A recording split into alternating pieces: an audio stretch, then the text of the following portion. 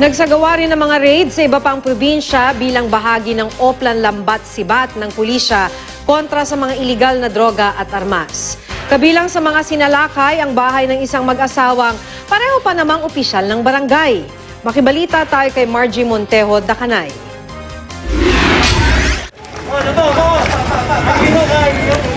Sumugod ang mga tauhan ng CIDG at PIDEA Zamboanga del Sur sa bahay ng mag-asawang sina Barangay Captain Nida Ramirez at Barangay Kagawad Cesar Ramirez ng Barangay Salwagan, bayan ng Dimataling sa Zamboanga del Sur. Base sa dalang search warrant ng mga otoridad, sangkot umano ang dalawang opisyal ng barangay sa kalakaran ng iligal na droga at nagtatago rin daw ng mga iligal na armas.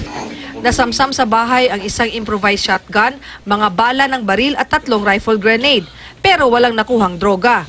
Nakatakas din ang mag-asawa at ang anak nilang si Japheth na wanted din sa batas dahil sa pagtutulak umano ng shabu.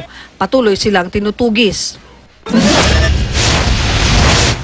Ilang granada, M16, Armalite at mga bala naman ang nasabat sa raid sa isang compound sa Barangay Bagua 1, Cotabato City.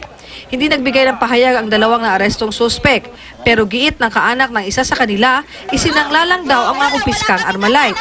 Iniimbestigahan ngayon kung saan galing ang mga armas. Sa Iligan City, nasabat sa raid ng pulisya ang 50,000 pisong halaga ng shabu. Nakatakas ang target sa operasyon. Sa impormasyong natanggap ng pulisya, ginawang bagsakan ng iligal na droga ang bahay ng suspek. Patuloy ang pagtugis sa kanya. 7 bahay na ginawa naman daw na shabu tiangge ang sinalakay ng mga otoridad sa Barangay San Buenaventura sa Buhi, Camarines Sur. 5 tulak at gumagamit umano ng droga ang naaresto. Nakatakas naman ang isa pang target matapos tumalon sa ilog. Nasamsam ang ilang drug paraphernalia na itinago pa sa alulod ng isang bahay.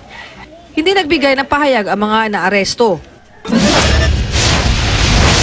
18 iba't ibang uri ng iligal na baril naman ang nakumpiska sa isa umanong gunsmith sa Bulacan. Ayon sa pulisya, nakatanggap sila ng ulat na nagtatago ng baril ang suspek nang walang kaukulang permit at nagbebenta ng mga hindi lisensyadong baril. Tumanging magbigay ng pahayag ang suspek. Nahaharap siya sa reklamong illegal possession of firearms at paglabag sa election gun ban. Margie Montejo Dacanay, Nagbabalita, Pilipinas.